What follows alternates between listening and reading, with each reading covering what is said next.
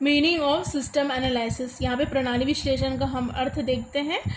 यहाँ पे लिखा हुआ है प्रणाली विश्लेषण दो शब्दों से मिलकर बना है, प्रणाली प्लस विश्लेषण, तो सिस्टम प्लस एनालिसिस है ना। हमने सिस्टम का अर्थ क्या होता है, या सिस्टम की मीनिंग क्या होती है, तंत्र या व्यवस्था है ना। या सिस्टम कोई तंत्र या व्यवस्था, जैसे आपका रेलवे सिस्टम, बैंकिंग सिस्टम या एजुकेशन सिस्टम, ठीक है। और यहाँ पे विश्लेषण का अर्थ होता है, विश्लेषण का अर्थ किसी वस्तु, स्थिति या तथ्य के विभिन्न पक्षों का विस्तार पूर्वक अध्ययन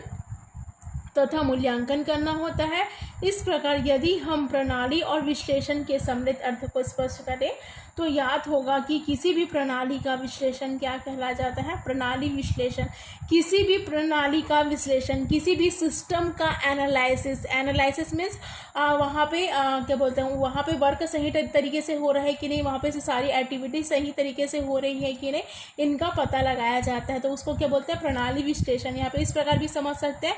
प्रणाली विश्लेषण, सिस्टम एनालिसिस, प्रणाली में जो प्रॉब्लम्स उत्पन्न होते हैं या प्रॉब्लम जनरेट होते हैं, उन प्रॉब्लम्स का सॉल्यूशन ना होकर प्रणाली की विभिन्न गतिविधियों का, मतलब प्रणाली में जो विभिन्न प्रकार की गतिविधियां या एक्टिविटीज़ होता है उनका वैज्ञानिक अध्ययन एवं विश्लेषण, वैज्ञानिक साइंटिफिक रिसर्च एंड उनका एनालिसिस है, जिससे प्रणाली की समस्या के समाधान के लिए आधार निर्मित होता है। तो यहाँ पे क्लियर यह बताया गया है कि जो सिस्टम एनालिसिस है वो क्या है,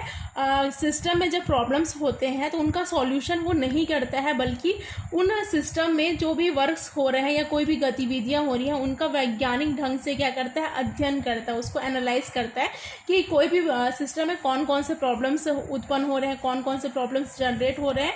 और फिर उन कारणों का पता लगाया जाता है। फिर उसके बाद सिस्टम अप्रोच के द्वारा उन समस्याओं का समाधान किया जाता है। तो यहाँ पे ये चीज़ें क्लियर है कि सिस्टम अप्रोच में कोई भी सिस्टम में बहुत सारे प्रॉब्लम्स जो जनरेट होते हैं उनका सॉल्यूशन किया जाता है सिस्टम अप्रोच में, बल्कि सिस्टम एनालिसिस में क्या किया जाता है, उन प्रॉब्लम्स का सॉल्यूशन नहीं किया जाता। सिस्टम में उत्पन्न होने वाले या सिस्टम में जनरेट होने वाले प्रॉब्लम्स का सॉल्यूशन नहीं किया जाता, बल्कि उनके प्रॉब्लम्स के कारणों का पता लगाया जाता है कि उनका मतलब उनका कारण क्या है, वो क्यों जनरेट हो रहा है, उन कारणों का इसमें पता लगाया जाता है, उनका एनालिसिस किया जाता है। सिस्टम में कौन कौन सी एक्टिविटीज़ हो रही है, कौन कौन सी नहीं हो रही है, किस प्रकार हम सिस्टम को और बेहतर बना सकते हैं, तो उन कारणों का हमको इसमें पता लगाया जाता है।